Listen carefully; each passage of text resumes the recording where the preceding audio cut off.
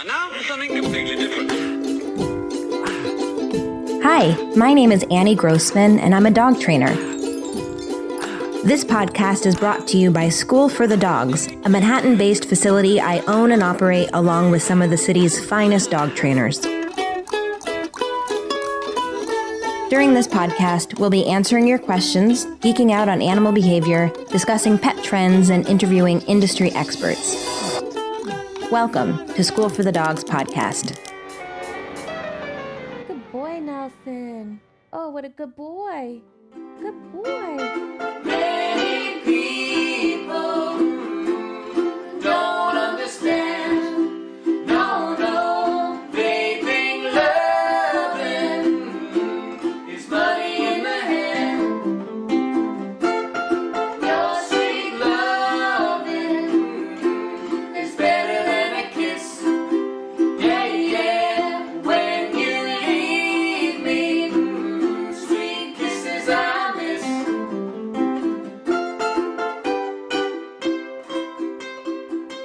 I'm here with a client of ours, Joanie Comenzo, and her dog, Nelson, who is a Welsh Terrier. Is that right? Yes. And I wanted to speak to Joanie about being Nelson's person, because I think as a dog-human pair, they've encountered some pretty formidable obstacles and have come out on the other side, still loving each other. But let's start from the beginning. So you got Nelson when he was a puppy. Yeah, 14 weeks. Okay. So what made you decide to get this breed in particular, and where did you get him? Well, I had a Yorkie that I had as a teenager, and then I went off to college, so it kind of became my mother's dog. And I knew I wanted something a little bigger, but I liked, Yorkie was a good experience. It was a terrier. I knew I wanted a terrier. Everyone told me the Jack Russell's too insane. Don't get a Jack Russell. So I listened. Funny story that I ended up with Nelson, but and I'd seen a few Welsh Terriers around. I always thought they looked interesting.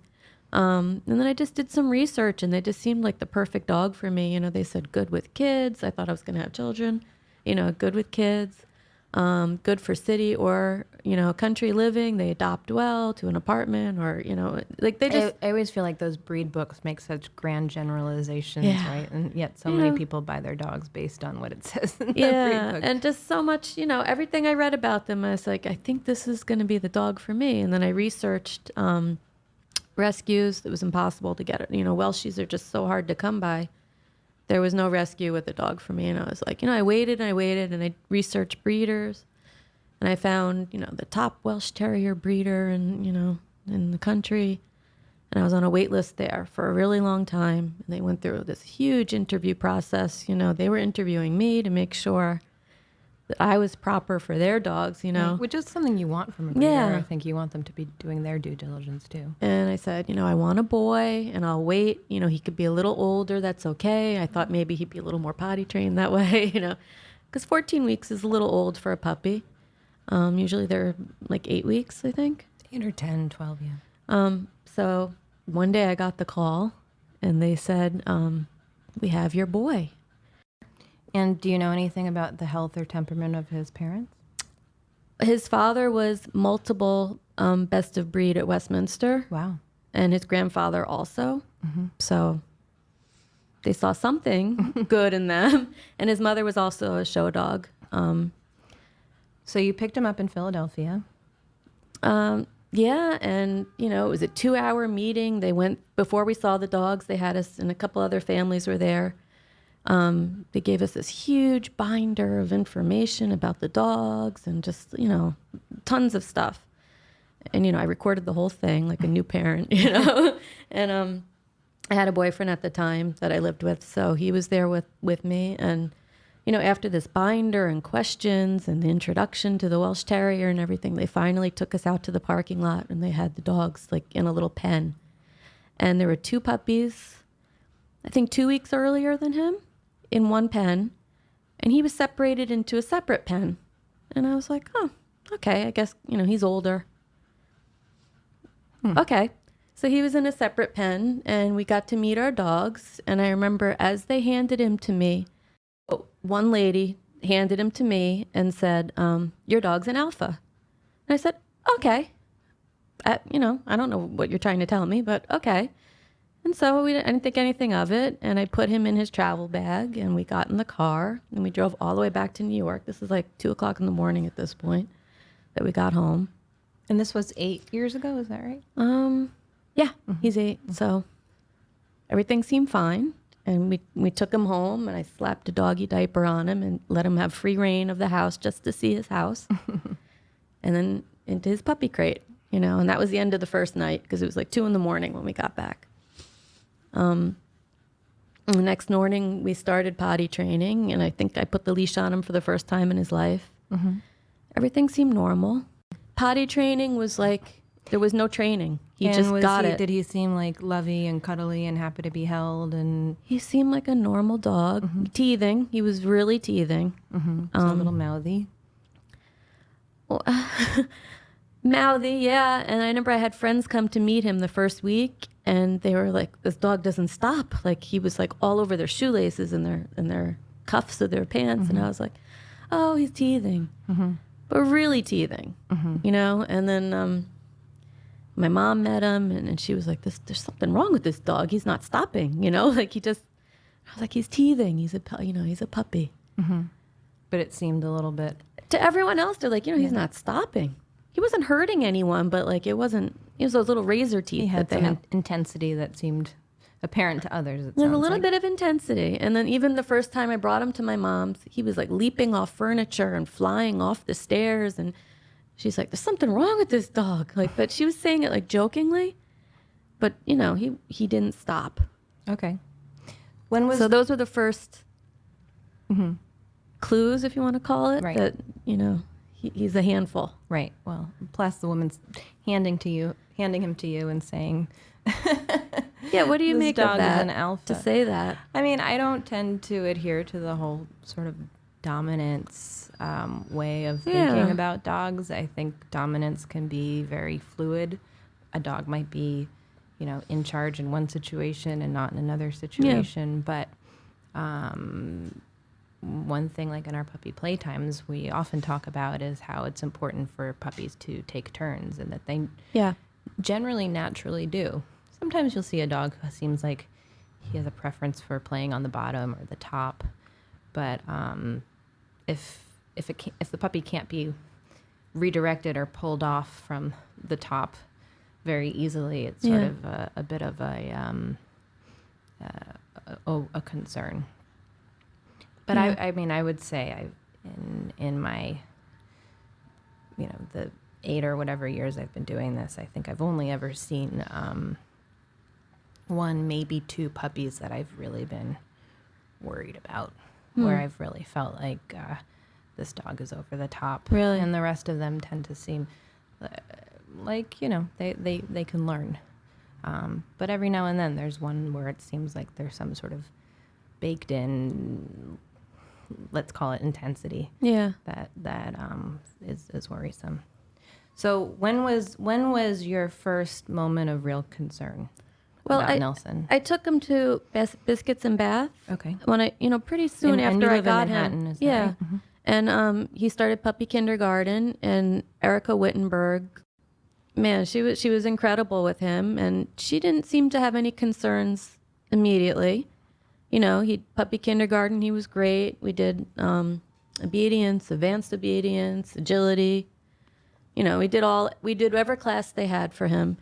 And he did really well. And then as he got a little older, he was getting distracted and just wanted to play. He wasn't so interested in, learn. At that point, he was like, I get it. I know you want me to do this for treats, but I'd rather just wander around the room. And you saw that at School for the Dogs. He just wanted to play. And so I would try to take him to the play groups, and he would just go after dogs. Like, he couldn't last more than 5 minutes, and she would have to pull, because I was afraid of him. I was getting like, oh, this is intense. And she would have to stick her hand in and pull him off. And I was like, I think we should just leave, you know, like, I don't think that Nelson's going to be able to handle this. And so she was like, all right, you know, we'll try to work with it. And, you know, we were always welcome to go back to the play group, but it never went well. So she started working with us one-on-one, you know, but little things would come up like, I remember at one point, if he heard me open a yogurt, he would come charging from the other room, just vicious, like crazy. It was his yogurt. Like, you know, like little things like I couldn't do things in my own home that should be normal. And she would try to give me tips for it, but then he'd always find a new thing, like, you know, like it would have to keep being adjusted. Like changing seats in the Titanic, we call it. Yeah. So like, you know, like then there was like issues where he didn't want to be in the crate. Like it's not that he didn't want to be in there. He didn't want my hands anywhere near the door or the latch. So it became, you know, how do I get him in and out of the crate if I can't touch the crate? Well, what would he do to communicate, hey, I don't want your hands by the crate door? He would try to kill me through the crate, you know, like lunge and growl and don't touch the lock on my crate. When he was in it and you were letting him out? Yeah, or as I put him in, when I went to close it, he didn't want me fumbling with the lock. Even now, it's like a little bit of an issue. You know, it's just little things that started to just add up. It was like a lot. It wasn't just one issue. You get a trainer, they help you through it, and then you move on. Like it was always something. Like he was always stressed about something. He couldn't relax. And then, you know, there was the period when like he would do the little lip curl. And then at first we thought it was cute. We didn't, you know, like, oh, he's, you know, doing a little, but at some point there was no more warning. He would just go into attack. Like there was no more lip curl. There was no more growl. There was no sound. There was no warning. And what did attack look like? How old are we talking at this point? Well, the first attack started around 7-8 months. He wasn't neutered yet. So we thought we were going to fix that by neutering him. And it really just got worse from there. So tell me about the first, what you're calling attack. My boyfriend at the time was sitting on the couch, I think playing a video game, and Nelson was sitting in his lap. And I think I walked into the room, and Nelson, instead of attacking me, spun around and bit him in the face, like on the nose. Oh, wow. And split his nostril. Wow. So it wasn't a big cut, but the amount of blood that came out of it made it scary because, you know, the nose, I guess a lot of blood comes out of the face. You know, so we were both kind of horrified, and he went to the ER to see if he needed a stitch. So I would say, you know, like displacement, aggression over some perceived threat. I mean, obviously you entering the room wasn't an actual threat. But no, but interesting that he went after your boyfriend rather than going after you. Yeah. But it was like whatever was closest. And this is something he still does. Like he'll, you know, if he sees a dog he doesn't like on the leash, he'll spin around and run up my leg. I know he's not going to bite me at this point, but he gives me the warning. Like he runs up my leg like, Interesting. Yeah. So that must have been terrifying. Yeah. You had to end up at the ER because you entered the room while you're... Well, I had to stay home with Nelson. So. Oh, gosh. Yeah. Yeah. And I was afraid, you know, and this is when he still got to roam the apartment free. So then we started... Did you feel guilty? Did you feel like somehow this was your fault? I'm asking because I think that is a common reaction. Well, only because he didn't initially want the dog and I did. Okay. Like his dog had just died, so he wasn't ready. But I wanted the dog. So what was your next uh-oh moment, let's call it? Well, then things like that kept continuing. Like the lunging out of nowhere, like you walk into the room, he'd leap off the couch and come after you. He didn't always make contact, or sometimes it was just a little mouthy, but no biting. But the times he would bite you, he wouldn't let go. Like it was like, you know, he was trying to really do some damage, Nelson. So what was your, as far as dealing with these behaviors, these problems, was your first reaction to call the breeder? Did you find a trainer? This was before we met, but tell me what you did. Well, Erica was still trying to work with us. And what kind of advice was she giving you? You know, she would, at that point, she was still working on firm no, like being really firm. But I mean, the attacks were becoming so I don't want to say frequent, but kind of. We looked into like, well, what are the other training what else is going on around here that we could find someone? And someone recommended another trainer that they'd seen in the neighborhood, and a few people had used and really liked the results they got. And so I met him, and he was friendly. He seemed knowledgeable. He seemed determined. And what was his technique? He favored Cesar Millan's techniques. And we were at the point that we were so desperate because people were telling me I had to get rid of Nelson that I was like, well, let me try. You know, we tried a positive approach with Erica, who I love to this day. I think she's amazing. But something wasn't clicking for Nelson. So I said, all right, let's try some other approach. And my boyfriend at the time, like, he believed in the Cesar Millan method. We're very different people. So we had very different, which I think kind of maybe added to the confusion for Nelson, that we were so opposite in our training methods. So we tried this new guy, and we had to sign this release and this paper. And Nelson was going to live with him for 1 week. And we couldn't see Nelson at all during that week. It was going to be intense training. And he had his own dog. And I didn't know, but he had another dog there too that he was training at the same time, which I didn't know that. And that was like a huge, I don't know what breed it was, but it was a huge dog. And his dog was a pretty medium to large dog. Knowing now, I wouldn't have put Nelson in a situation with large dogs like that because I know he's afraid. After one, he had said, after 1 week, if things aren't clicking, I'll give you the second week for free. And he'll stay with me an additional week. And I got the call after 1 week that he needs the second week. Okay. And that should have been a clue there that he couldn't do what he promised to deliver. Now, did he give you any indication of what he was going to be doing during this magic period of time? He said he was going to fix it. Okay. That's what I remember. I know he recorded everything, and he has hours and hours of footage. I've only seen clips of what... Good boy, Nelson. Good boy. Clips of what he showed me and an edited down before and after video, which... Wasn't too impressive? Oh, it's overly impressive. It's like ready, edited for television. Oh. Like, he was this, and I turned him into this. I see. And he did. When he came home, he did turn him into that for about a week and a half. And then he reverted and then got even worse.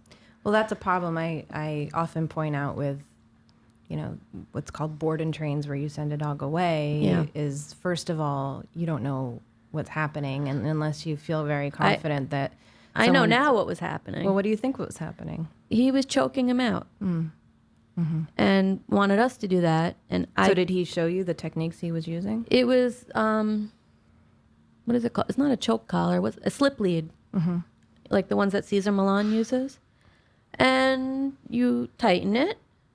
This is the extreme. This is after he isn't getting the initial warnings with the poke, that noise that Cesar makes. And then it progresses. Then you like tighten the leash a little bit to let him know, or a double tug, or to eventually you kind of hanging him by the neck. Great. Was there shock collars involved as well? Not in front of me. I don't know. So how did you feel about that? When I saw that, I was horrified. But I didn't know. I said, well, I guess this is what has to be done. I don't know. This is how you train a dog. Yeah. Right? I didn't know. And I said, well, that's what, Caesar's, if he says he studied Caesar, and at this point he hadn't worked with Caesar, but eventually he did go train with him. So I guess maybe he was self-taught in the beginning, this particular trainer. I mean, I'd say generally speaking, my approach is that there's nothing I think I can do with a dog that a client can't do with a dog. I want to be able to convey exactly what I'm doing, and I also want the client to feel comfortable with it and to understand why it's working. So it worked for my boyfriend. He was able to do those techniques pretty well. But what's the fallout? It's like, what's the fallout couldn't of do a dog it. So the dog was more coming after me. Well, and also then I'm sure it contributed to you feeling like you were part of the problem in that, like, you know, this could work for him, but not for you. And also so much of Cesar Millan stuff is like, you need to have your stuff together. Yeah. You know, you need to be he trains the owners. a calm, focused person, clear, collected, da-da-da-da. And then your dog will get it. Where I think, you know, I've seen 4-year-olds train dogs, and people who have really messed up lives be good dog trainers. So I don't think you actually have to have all your shit together. But anyway, so you worked with this guy. You sent Nelson away. He came back like a zombie. Wow. The look in his eye, there was no look in his eyes. Wow. And he was basically a zombie. And I was like, well, where's my dog? You know, he had no personality when he came back. Mm-hmm. And I did witness some of the training in front of me. Mm-hmm. And he basically, he hung him up, and then he had him pinned down on the ground. Mm-hmm. And things that I knew I was never going to do. Mm-hmm. I couldn't do those things. Mm-hmm. Mm-hmm. You know, and then I had one vet who told me, this is the same vet that wanted to take out 14 of his teeth and call it dental disarming. Wow. So we never went back to that vet. But he also told me, you know, I was wearing boots. He goes, take that strong boot and kick him across the room. And he would tell me to hit him with the newspaper, which I did once. I rolled up the thing and was hitting him in the nose and hitting him. And Nelson let out this sound like, ow, like a cry like I've never heard. He was looking me in the face and crying. And then I started crying. And I'm going to cry now. I never did that again. But I was like, the vet said to do that. You know, I didn't know. Oh, Joanie, you're breaking my heart. I know. I tried whatever these experts were telling me. I tried every single thing. Yeah. You know? And then I think there are, you know, a lot of people out there who do things to dogs because we're told to do things to dogs, and it doesn't necessarily make sense in the larger picture, but because someone's an expert. I mean, this is the vet telling me, if he attacks you, hit him with the paper. And it's just paper. It's not even like it's like a bat, you know, but still, I think he was just like, Mama, stop, you know? Yeah. And I only got him a couple times, but it was enough for him to cry. Yeah. Yeah. At this point, had he bitten you yet? Oh, plenty of times. Yeah. Breaking skin? He got me so good once that the blood, he got me in like the vein in my wrist. The blood was squirting and hitting the ceiling, like pulsing and hitting the ceiling. And my thoughts were like, you know, you watch movies or you hear people kill themselves, they cut their wrists. So I'm thinking, oh my God, I have minutes to live. I didn't know. You know, my head, I was like so scared. Like I see this blood hitting the ceiling, squirting. I said, this is how I'm going to die. Like he got me in the wrist. This is how people die. But, you know, the blood stopped after a few minutes. What triggered that incident? I went to pet him. Oh. I went to pet him.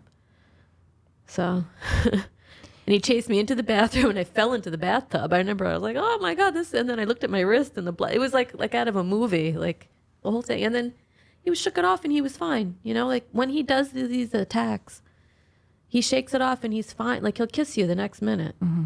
It's like he blacks out. Did you ever call the breeder? And I did. And they said they'd never heard of anything like this before happening with their dogs. And they'd never seen any indication of anything like this before they gave him to you? Nope. See, it's suspicious to me that they never told you that he was an alpha, and then it's like, and that he was separated from those other dogs. You know, his pen was separate from those other puppies when I got him. Yeah. They did say, I don't know if it was his dad or his grandfather, but one of them bit the judge in the ring at the dog show and was disqualified for life or something. That's a rumor I heard. I don't know. Which might have been warranted. Yeah. But any dog can bite. Anything with teeth can bite. Anything with teeth can bite. People say, "Oh, my dog would never harm anyone. Never do anything impossible." Yeah. And I think absolutely not true. You could have the world's sweetest, kindest dog, and if provoked, I'm afraid. I mean, I love dogs, and I pet almost every dog I see now. But I am afraid of all dogs now because of my own. Wow. So after the trainer who tried to hang him, and after the vet who suggested hitting him with a newspaper, what was your next step? I found another vet all the way uptown. She called him a lemon. She said, you got a lemon. And then she said, he's going to ruin my relationship. I mean, How old was he at this point? 1, 2. Maybe. Wow, this was all in the first two Yeah. years. Huh? She's like, you're going to let this dog ruin your relationship. This dog, like, get rid of him, basically. And the vet had said, basically, like, don't you value yourself that you're keeping this dog when he's ruining your existence? And I thought about it. I was like, well, he's the vet saying this. Is he right? Like, do I not value? But I'm thinking, I value the dog. Like, And you loved him at that point, this right? is my child. This is what I got. I'm 44. I think this is what I got. What did you love about him? I mean, clearly he's lovable, but you to know. someone who doesn't know this guy. This is my dog. This is my child. I think it'd be different if I had actual human children. Then, of course, their safety would come first. It would be a totally different situation. But if I took on the responsibility of getting this dog, it's my responsibility to take care of him. Did you feel like it did ruin your relationship?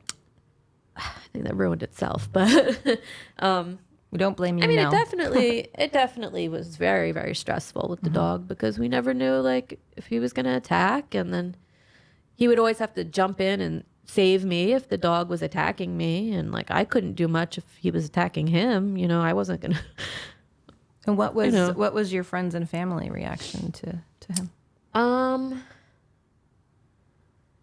Well, they knew that when they came over, certain things like had to take place. Like Nelson, then we started having Nelson on a leash all the time. He didn't wear the muzzle yet, but always on leash. And Always on leash in the house. Yeah, they knew, certain things. Like you can't just walk in and think he's going to be a regular dog and try to wrestle him or do whatever people do with dogs. Did he bite other people besides you and your boyfriend? He bites the people closest to him because they have access to him. He bit my mom on Christmas one year because my uncle walked in front of the appetizers between his eye line and the appetizers. My mom walked between somewhere between the two things that were going on. So he got her in the stomach. He breaks skin. And, he's gotten my hands mangled before, like mangled. Did your mom say, this is crazy, why are you doing this, Joanie? She keeps saying there's something wrong with this dog. I think she knows at this point that, like, I think of him as my child. Yeah. So what was the advice after the vet who told you got a lemon and you I don't found value another life? vet. Eventually, I ended up at Heart of Chelsea, which I'm really happy with because I was looking for a vet that did also Eastern medicine. Because someone recommended, try holistic. Try that. Everybody wants to help, so they're like, try this, try that, try whatever.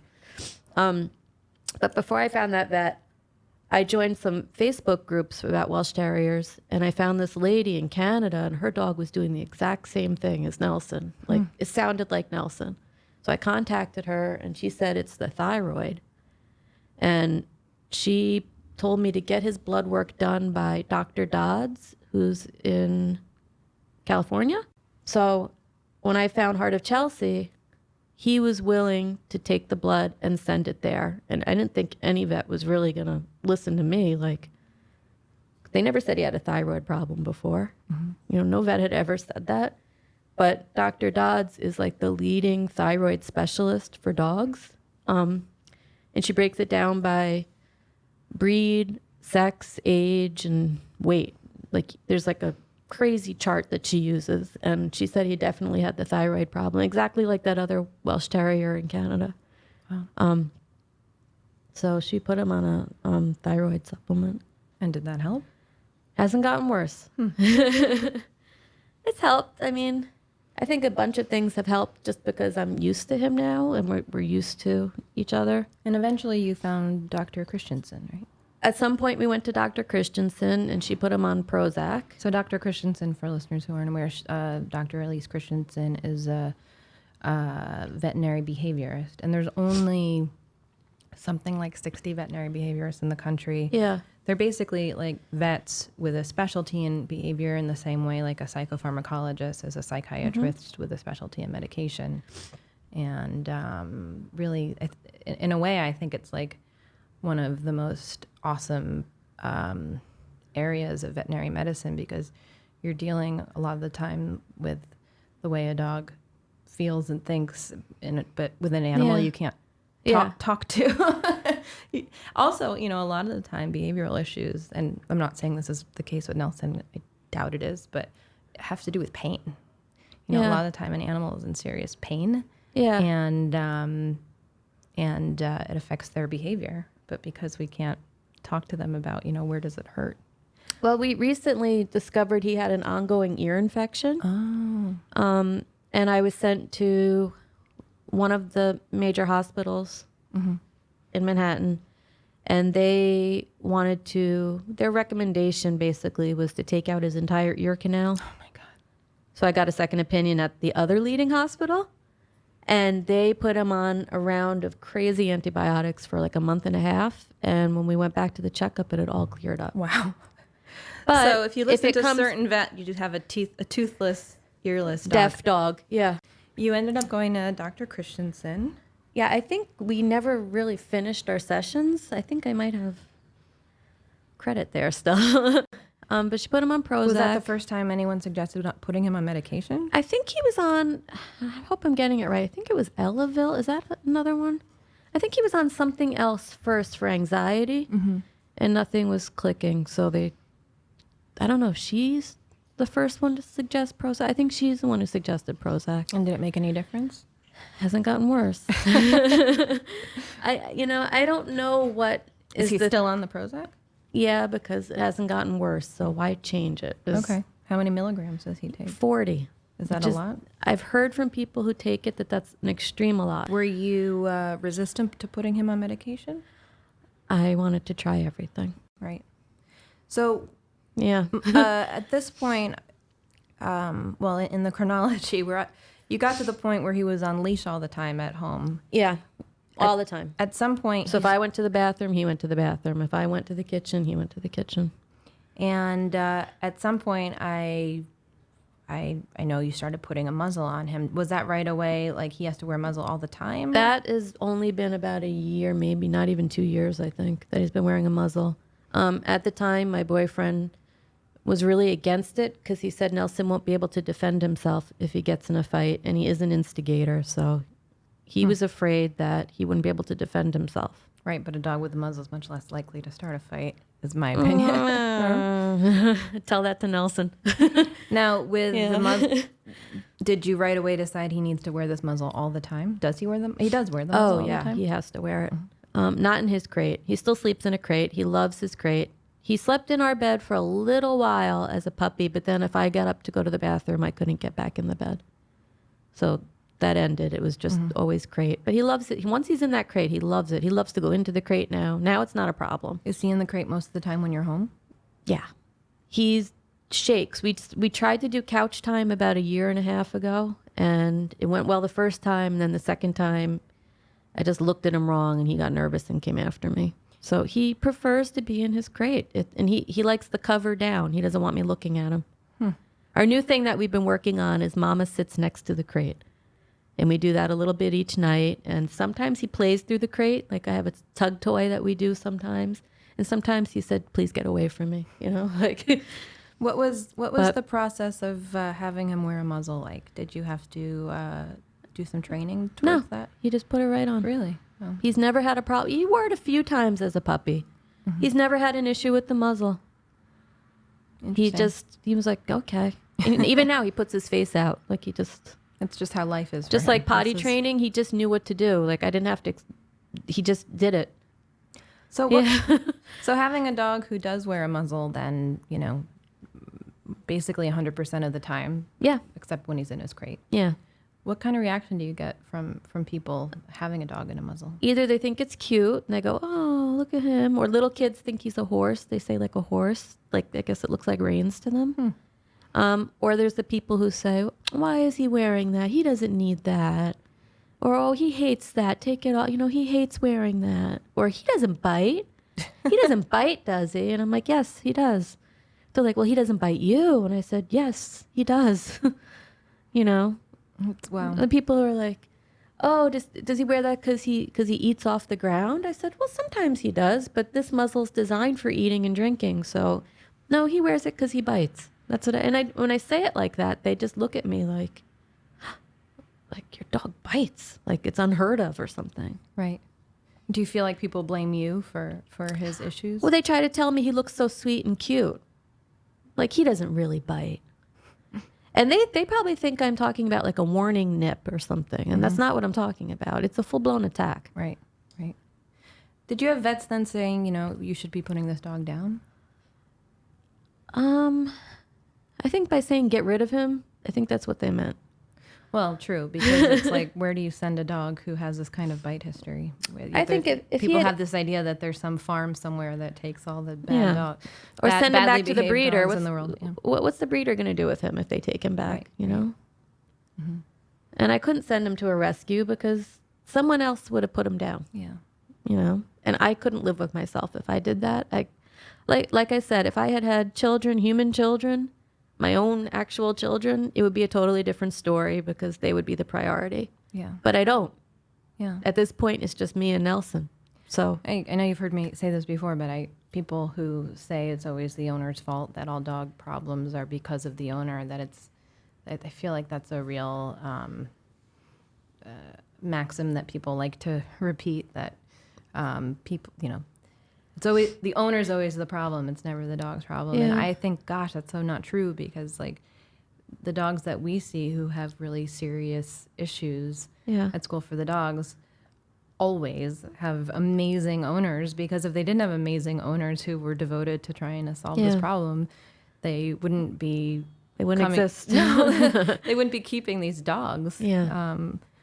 Like when I see people and they're like, my dog barks all the time. And I'm like, I wish that was my problem. Mm. He never barks. He only barks if he knows like food. Like if he hears the doorbell, he'll go, "Ruff, ruff," like a low, and that's mama, go get the food. Like that's the only time he barks. He doesn't give me any other trouble. Mm-hmm. And he's incredibly well trained. You do we've done tricks classes together with him. I wanted him to be an actor. He took the acting class. Yeah, he wanted to play. Like he's not.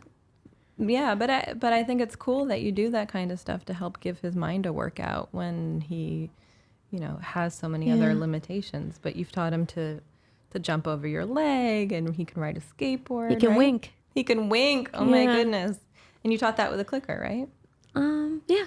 I mean, since his ear infection, he's kind of having a little trouble. Like it's kind of more of like a double blink. But what's the cue for wink?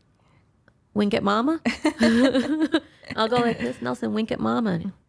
I notice he does that if we're in a crowded elevator. He looks at me and starts winking. Like that's like a little cue to me. Huh. Wow, that's really It's something we do. Or if we're waiting in line at Walgreens for a prescription, we wink at each other. Like he just starts winking at me. I love that. Me too. Well, you really, it just goes back to dog training, I think, about being about like two-way communication. Yeah. I say that all the time to people. Like, it's not, people say, oh, you're training me. I'm like, well, kind of, but it's really like I'm training both of you to communicate better with one another, because like that's what, a relationship is about. And you're really tuned into his body language, right? Talk to me about like his, I guess we can call them displacement behaviors or stress relief behaviors. We're basically together 24 hours a day. Maybe that's why he's so sick of me, but no, he loves you like crazy. I talk to him all day long. Mm-hmm. I sing to him all day long.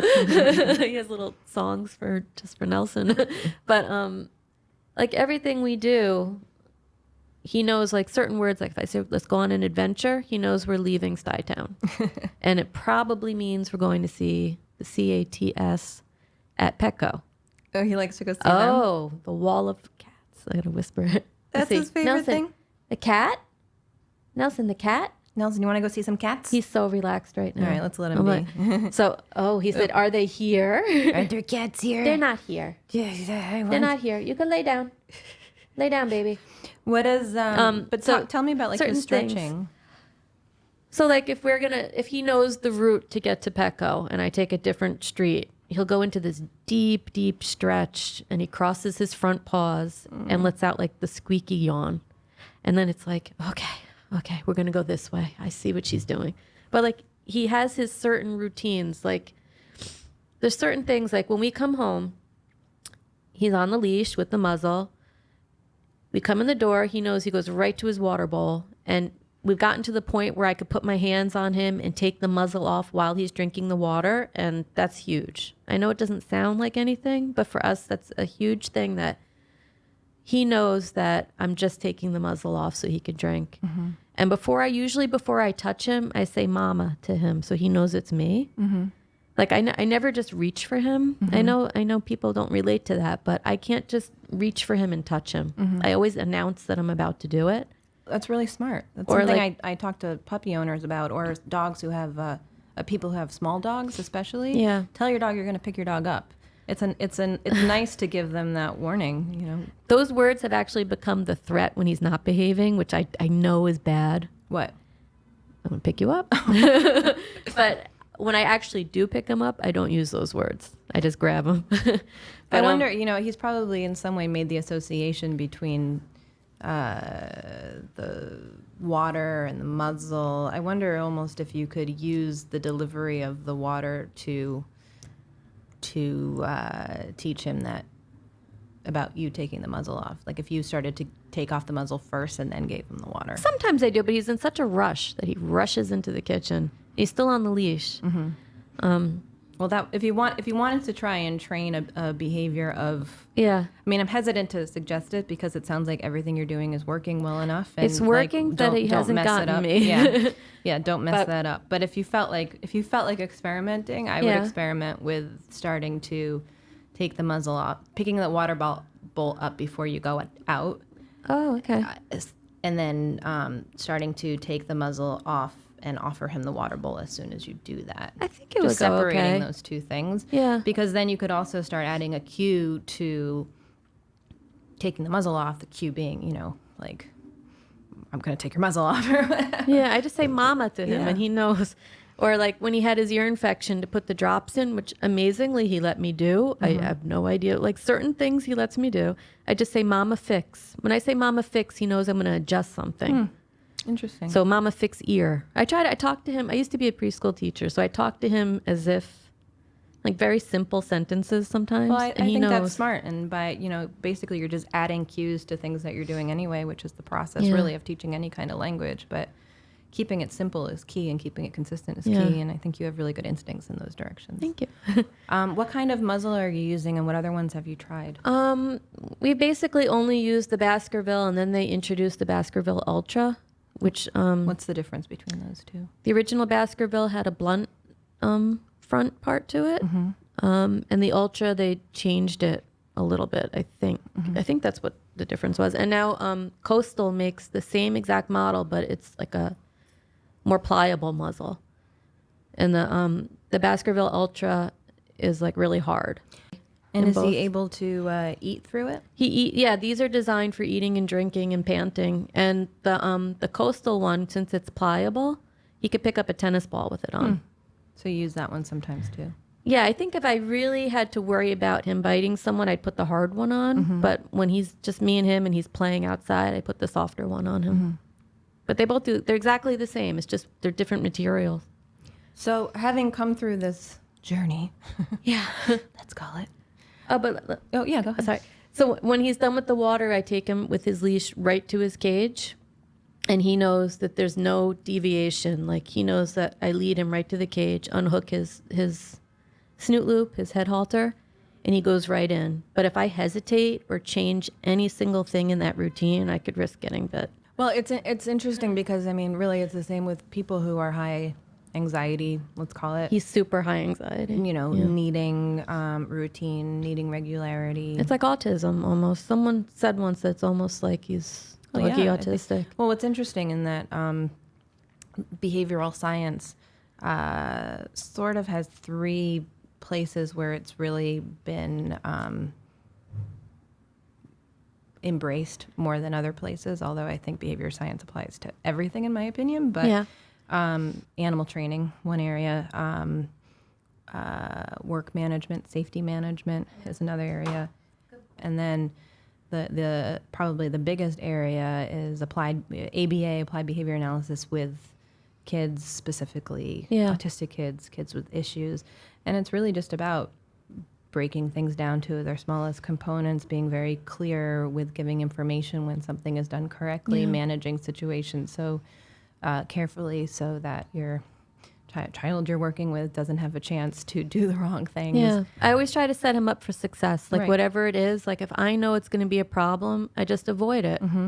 You know, like Right. Management there's no is a reason huge to part of even it. just see what happens. You know, like if I see a big dog coming, we'll probably cross the street unless we know the dog, or if he seems like he wants to approach it, I wait to see if he pulls me towards it without a crazy growl or anything. But like whatever the situation, like if we came in here and there were loose toys, I would know, let's take them off the floor because it's setting him up for a disaster. Right. You know, like I always try to just avoid any triggers for him as much as I can. And maybe I should let him experience that. I don't know. I just feel like at this point, it's better just you're doing to absolutely avoid. the right thing. And Oh, I thank think it's, on the one hand, it like makes so much sense that it seems like duh, obvious. On the other hand, I think there are a lot of people who would say, no, he needs to learn that there should be toys on the ground and da-da-da-da-da. Or like, why should I have to change? Like if I go to my mom's and she has like Christmas decorations out at Christmas time, like she really decorates. I always say like, can you please take them off the floor? Like anything that looks like a stuffed animal, just please take them off the floor because, he's going to go crazy. He's going to want it. He's going to think it's a toy and we won't be able to take it away from him. Like it's going to be a disaster.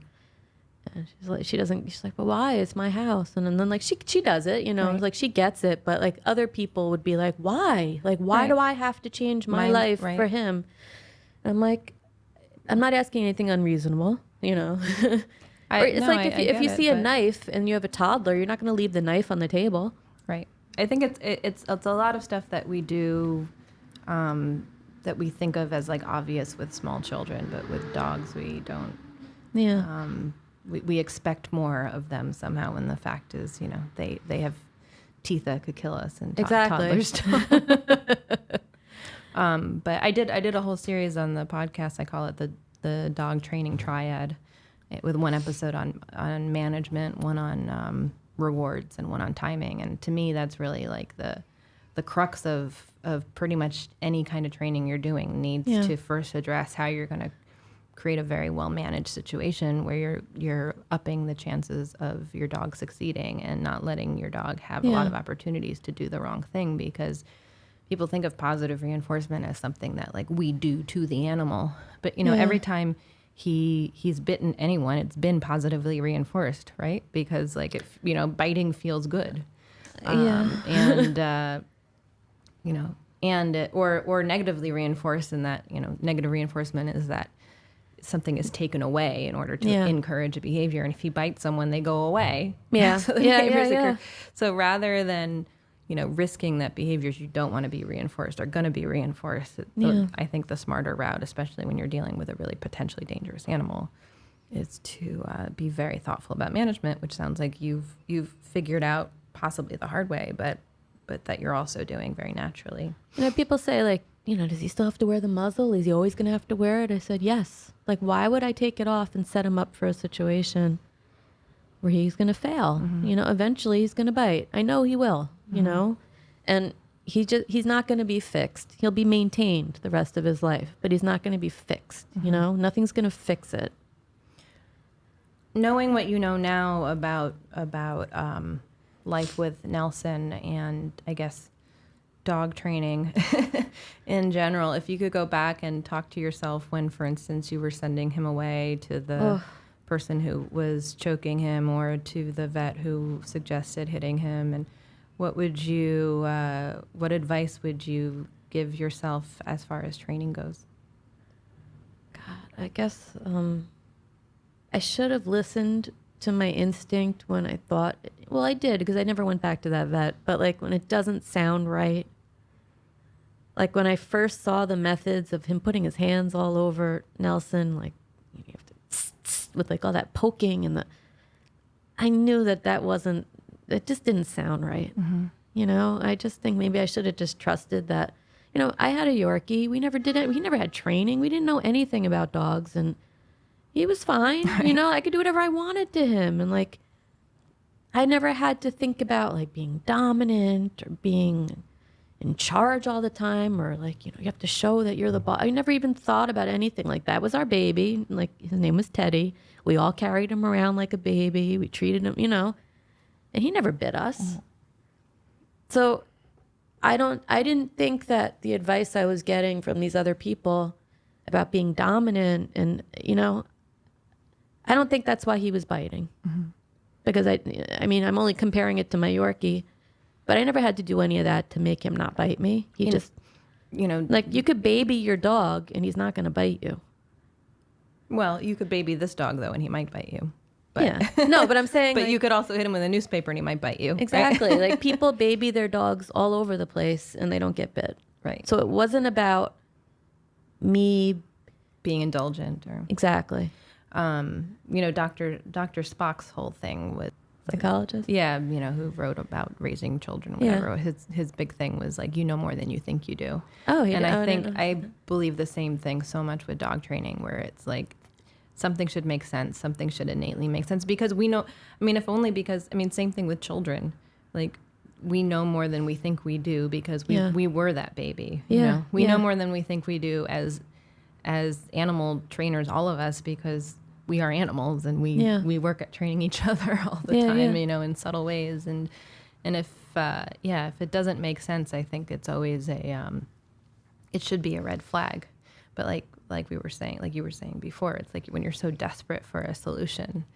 I always say, like, I feel like sometimes I could go into a situation with a client and be like, okay, the thing you need to do to solve this problem is jump up and down 3 times on one foot and yell the word raspberry. Yeah. And like they would do it because it's like the expert is telling me this and she knows better than I do. Exactly. But like, that's not the dog trainer I want to be. I want to be the dog trainer who comes in and says things in a way that makes sense. Also presenting effective solutions. What do you, when people say, why is he like this? What do you say? That's just how he is. There's nobody knows. It's funny because, like, I know he's not relaxed. Even though I think he looks perfectly relaxed to a normal person coming in here. But you're so tuned into him. He's so on edge that he's behaving great. When we go to the vet or the groomer, he's so good. He's never given a problem at the vet or the groomer because he's so scared. He does whatever they say. He's like the perfect dog. He never... he might squirm a little on the vet table, but and we took a cab here. That's the only time he loves me, is that I could pick him up in the cab and he just melts in my arms because he's so scared of the car. Your mama takes good care of you, Nelson. It's because he's scared. Like right now, he doesn't know where he is. He's not sure why we're here. Right. And he looks perfectly happy, relaxed, and calm, but I know he's not. It's so interesting in that again, it's like, he needs his routine. He needs his routine. And even when it's time for me to grab that leash, I'm going to be a little scared because I know reaching for it could be a problem. So I'm going to wait till like he's walking a little and the leash is dragging, and I'm going to distract him a little bit, and it's going to be like a quick grab of the leash. I know all these things, but it took me 8 years to figure it out. Like if I'm going to pet him, first of all, he only likes to be petted on this wall that comes up to my hip that's in Stuytown. He jumps on the wall, and I know he wants me to pet him. And that's pretty much the only place he really lets me. Or, like, if we're crossing the street at the crosswalk, he'll let me rub his ears. But I can't just, like, pet him. And I also know that you bring him to the dog park, but you guys play outside of the dog park. Right? Yeah, dog park means we stand outside the fence and watch the dogs like it's television, and he loves it. But he can't handle playing like that. It's really cool that you've figured out these ways to, like, give him a good life. Oh, he loves dog park. Dog park? Give him a good life, even within the confines of... And school, he knows. School, that's your favorite word. His head just whipped around. We've been going to Boris and Horton. Oh, really? But we go only 5 or 10 minutes before close. Oh, okay. And I call that school too. He doesn't know. But yeah, that's like dog park. We only go like either to stand outside it, or we go when nobody's there. So I don't, I was saying, why do you think he's like this? I think a lot of people would say something like, it must be because he was abused as a puppy or something. But I think it's more likely that, in a way you did get a lemon, in that you got a dog who just has a unique, unusual brain chemistry. just like, some people can be raised in the perfect household and have no stresses. And what Years were you ago, going to say? Well, years ago, a neighbor told me to watch a movie called There's Something About Kevin. I think that's the name of it. And basically, it's this boy and his mother's and it's the whole family, but she knew from early on there was something psychopathic about her son, but she lets her son, and she loved him. And Is this a true story or no? No. I don't know if it's a true story, but it was a pretty great movie. And then eventually, he's a teenager, and then, the end is shocking. I don't want to give the end of the movie away, but the whole movie was like, it wasn't the mother's fault that her son turned out the way he was. Mm-hmm. And she was afraid of him, but she loved him because it was her son. Mm-hmm. Pretty good movie. Yeah. And someone told me that, like, that's Nelson. Yeah. We all come with our own special blend of that makes us who we are. And and that's evolution for you, like you plant 5 seeds from an apple tree, you get 5 different kinds of apple trees. And it's like in some I don't know, dystopian world, he would be the most, he might be the most prepared dog for survival. Awesome. Right? I had this dream, so stupid. I had this dream like a while ago, or, a zombie dream. I watch all those shows. So like the zombies were coming, and he fell off this little plank he was walking across. I remember he fell, and all I kept saying is, just keep fighting. Because I knew he'd be okay.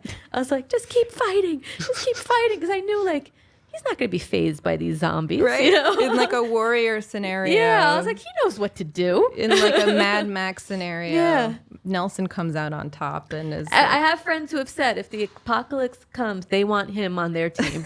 I said if I would tie him to a stick and be like just have his mouth just keep going like this. Right. He's he doesn't. I would use him like he would be the weapon to save everybody. The survival of the fittest has produced a lot of, dogs who are cute and cuddly and happy to be on the couch and get walked 3 times a day and kiss and cuddle. And then, but it also created Nelson. Listen, if he got loose, he would know where to go. He would go right to Bagel Boss. He would go there for food. He would go to Ace for his cookie. He knows exactly where. Well, a lot of times, dogs who just like, again, so much like people. Yeah. I think a lot of times people who are, severely anxious or severely depressed or have, some kind of neuroses are also the smartest, most tuned in people. He knows how to get everywhere. They say like people who are very depressed are actually better at predicting the future than the rest of us because they're so tuned into the way things are. And, he might just have like a hypervigilance. He's a really smart dog. He's super smart. And I know that he knows what's going on. He knows not to bite. He just can't help it. Yeah. And that's why he wants to kiss you afterwards. Like he blacks out. He blacks out for a minute. And he shakes it off. And he's like, hey, what's going on, guys? Yeah, well, I think a lesson to be learned from the whole thing is like not, like you said, like not every problem can be solved, but that doesn't mean you can't work with it and live with it. It just might require like maintenance Constant. And like a major upheaval of your life and a lot of commitment, which frankly I don't think a lot of people would do. But like you have both the lifestyle, temperament, and will to perfect storm to provide for this amazing dog. Sylvia, Yes, Vicky? how do you call your lover boy? Come here, lover boy. And if he doesn't answer, Oh, lover boy. and if he still doesn't answer, I simply say, baby. Oh, baby. My sweet baby. You're the one. Baby. Oh, baby. yeah, yeah, My sweet baby. You're the one. every day. At the end of the day, I say to him, Nelson, we got through another day. We made it. We just do one day at a time. That's all we can do. Good boy, Nelson. Oh, what a good boy. Good boy. Fun dog fact of the day.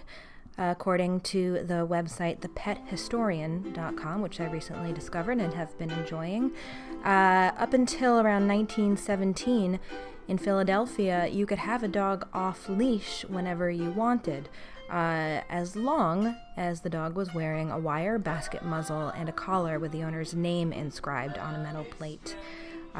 So putting a dog in a muzzle was considered the ethical thing to do, and leashing a dog wasn't required.